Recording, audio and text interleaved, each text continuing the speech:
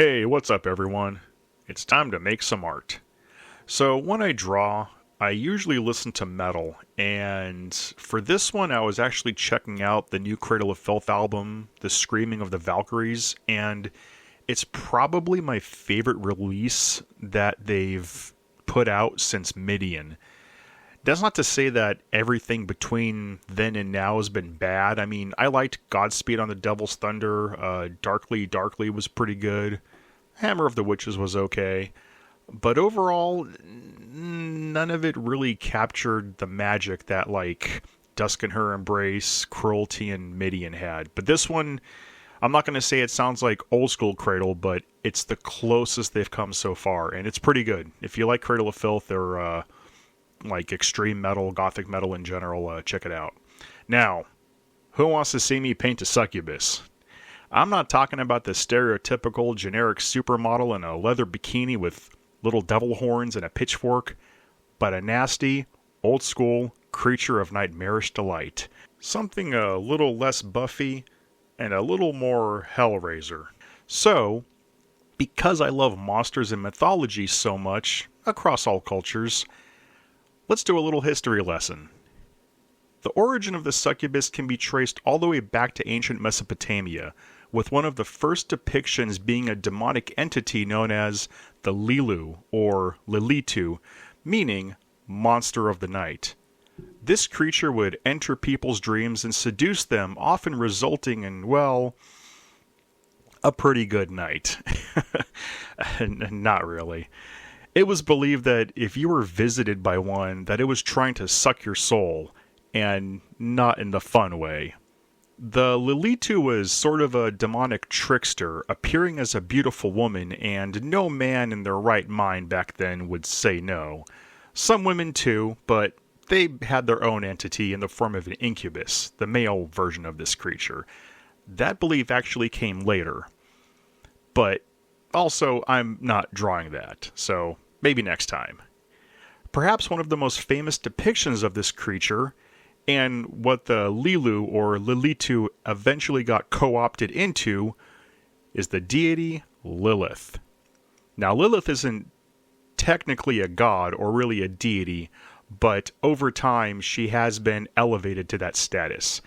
Lilith, to start with, is not a succubus, as some people believe. In fact, these creatures were not called succubi until the Middle Ages.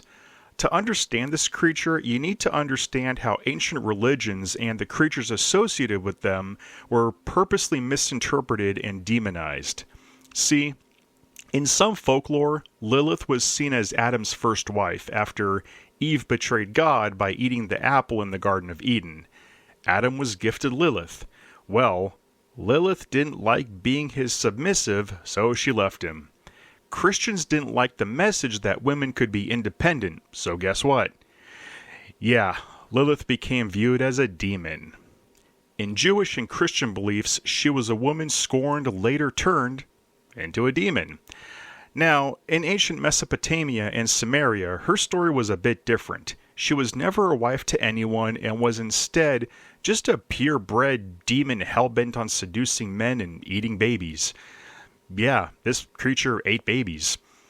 Abrahamic religions, though, twisted her story to include a morality session about the horrors of leaving your husband. Some historians debate the connection between the two archetypes, but others claim that they're one and the same, only changed over time. Another popular belief is that the Akkadian goddess Ereshkigal is a form of succubus often associated with Lilith, but I don't think there's any real correlation since Ereshkigal was the goddess of the underworld and ruled alongside her husband Nergal. Ereshkigal was never associated with possession or lust, as she was loyal to her husband. If anything, her and her husband fell under the same archetypal figures as Hades, Apophis, and Lucifer, like Hades and Persephone. So, no, I don't think Ereshkigal and Lilith are the same being in the slightest, and there are some historians that kind of follow that view, saying that both deities, creatures, are completely different. In fact, the only thing they really have in common is that they both reside in the underworld, with their husbands, which is not a defining trait of a succubus. So, yeah, Lilith being the queen of the demons and Ereshkigal being an archetype of Lilith really has no historical or mythological merit at all. That's more something that was brought into pop culture by Hollywood movies and TV shows because, they were popular and the names sound cool. So Lilith is a succubus, and some metal bands refer to Ereshkigal as like this kind of demonic creature of the night that's another form of Lilith. And I actually go over that in my Hellverse books, which I have linked in the description if you want to check them out. So I hope you enjoyed the history lesson. Also, if you have anything to add, please feel free, because I love discussing mythology, and the best part is that you can always find new information and interpretations. If there's anything I missed or anything that you found contradictory, please let me know. I actually like learning this stuff. Now, let's get to talking about the drawing. For this painting, I'm working off a loose reference that I can't show, well, because YouTube community standards. Unless you're an OnlyFans model with no kids doing a breastfeeding tutorial video. Like, holy shit, I guess that's one way to get around the censors and advertise. Oh, get your hustle on however you can, I guess. I'm not knocking it, just saying. So, yeah, I'm looking at a reference. It's mostly to make sure that the proportions look right, since I was having a little bit of trouble with the lower leg, the way it was bending. Also, there's nothing wrong with using references, as most classic art was painted from a reference. Same for, olden ancient sculptures and statues. Art imitates life. I had this idea to draw a female demon succubus type thing in sort of a classic Renaissance style, since I don't really see that around too much anymore. Now, whether I succeeded or not is up to the viewer. I've always been driven by two things in my work: violence and eroticism. I come from the old school way of thinking where beauty is found in nature. It's why I don't really do too much sci-fi or robots or high technology kind of looking stuff. That's not to say that I don't like sci-fi or tech stuff. I just prefer more organic type things. In fact, my favorite type of sci-fi is something considered biomechanical, and the closest thing to that would be the work of H.R. Geiger, who famously designed the xenomorph from the Alien movies. There's a hint of robotic coldness to his stuff, while also looking very organic and natural. Part of the reason I prefer dark fantasy and horror is because it lends itself better to that sort of natural look. Anyone that knows my work knows I like drawing exposed anatomy, blood, gore, and all the stuff that makes life function the way it does. Sci-fi is just a bit too static and unmoving for my tastes. So with this one, I wanted it to look like something you'd see painted 100 years ago, before we had all the distractions we have now. Just a simple pose of a beautiful woman, but also something very dark and inhuman. My initial idea was to just draw a normal nude female and then work around it, and that's pretty much what I did. A lot of modern depictions of female demons are literally just black hair, tight leather, with horns and wings. I mean, that's cool and all, but it's literally a dime a dozen. See, I'm a creature and character designer, and I wanted to do something a little bit different. Not so different that it's unrecognizable, but different than the winged bimbo in black leather that's been done 1,000 times. And don't worry, I like winged bimbos in black leather too, but I was in the mood for something more Hellraiser and less generic indie comic lazy succubus. For her, I decided to remove the back part of her skull to expose some shiny red muscle beneath. I went for a simple design, opting for a surreal texture where the muscle on her head almost looked like hair. I tried to make it unsettling, but in a subtle way. Now, I didn't just want her entire head exposed, so I added a series of vertical spikes like a horned crown on the front part of her skull. With creature design, I always try and make sure each part fits with each other part and that they're there for a reason.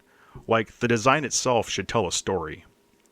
Now, as you can see, before I even changed her head design, I added wings. Yep, good old stereotypical wings. Still, I wanted them, they look cool, and I wanted spread wings to kind of balance out the pose. I always intended these wings to be transparent so you could still see her back and shoulders beneath. Those were done on a separate layer so I could turn it on or off. And speaking of layers, this painting didn't really have too many actually. I painted her on one layer and had a few for skin tone and muscle, a layer for the wings, and a layer for the eventual blood. After I sketched out the basics, I cut out a stencil of the main subject and basically shaded her using the burn tool. Highlights were done with dodge. I kept the hardness at about 50% with the opacity at about 15% for both dodge and burn. Oh, and I also almost always paint in grayscale to start with. Anyway, once I was done with the lighting and shadows, I started working out the finer details of her spine and the exposed muscle on her back. See, I didn't just want the wings to look like they were randomly attached without any forethought. I wanted it to look like they grew out slowly and painfully. That's part of my stray away from the safety of the mainstream look. I always intended the exposed gore and malformed muscle anatomy of her back to be the main focus. I wanted it to bring out a sort of surreal beauty. Now, my wife hates gore and gory movies, which is kind of blasphemous for a goth girl into black metal, but I find exposed muscle, organ, and blood, well, to be beautiful. I think there's a purity in exposed anatomy that you can't really find in anything else. It's unfortunate that things like gore and nudity is so taboo because of how people react to it, but I think a lot of it comes from fear and misunderstanding. People want everything to be safe, to be covered, to fit in a neat little box that they can sell to the masses. The problem is, you can only do safe for so long before it gets homogenized and stale. There's nothing inherently wrong with sex and violence, as those things, whether people want to admit it or not, are very much natural parts of human behavior. Not everything needs to be kid-friendly. Or maybe I'm just a twisted fuck. So yeah, that's kind of where I'm coming from when I approach art for personal projects. I don't really concern myself with whether it's appropriate for others. I only concern myself whether it's appropriate for me. When it comes to commissions and professional studio work, though, I'll obviously do what the client wants. Lately, I've been hired to do lots of adult pinup art and have a great gruesome album cover from a Sacramento tech death band coming out soon. Back to this picture, and sorry I tend to go off on tangents, but yeah, back to this. I decided once I was done with the shading and all the light and shadow values to work on the skin tone. I initially had warmer colors in the yellow to orange range, but thought, you know what? Demons and fire and bright red is too cliche. It's just so overdone. I wanted this picture to look cold but sensual at the same time, so I opted to keep parts of the warm tone while adjusting the skin layers to cooler bluish hues. Going back to Hellraiser, I kind of wanted it to look like a Cenobite. If you couldn't tell already, Clive Barker had a huge influence on my art and writing.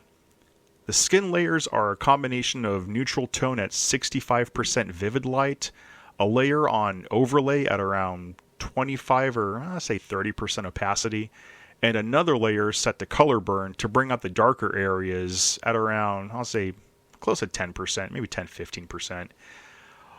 Once I got that and how I wanted it to look, I started painting red values over where the exposed muscle would be. For that, I set it to vivid light as well over the skin layer and another layer on multiply. I didn't want it to be too jarring, so I went with something like 40% opacity. And by the time I get to the last stretch with pretty much any drawing, I start noticing little things that need improving. Like with this one, I wanted the muscles to have that wet bloody shine, so I added some shimmer. All I did was use a plain white brush and just dotted areas where there'd be highlights, then ran a 2.0 pixel Gaussian blur and set the opacity to about 80%. The very last thing was that I thought the wings were lacking something. So I added a thin stream of blood dripping off of them. I did this to give the illusion that they were ripping through her flesh whenever they spread, and I honestly think it gives more life to the drawing, even those tiny little details, that you may not notice, but other people will go, oh, hey, that's kind of a cool little, detail trick you put in there. Anyway, yeah, that's how I did this painting, and honestly, it was one of the funnest ones I'd done in a while. I hope you guys enjoyed this, and if you like what I do, don't forget to like and subscribe. As always, take care, and I'll see you on the next one.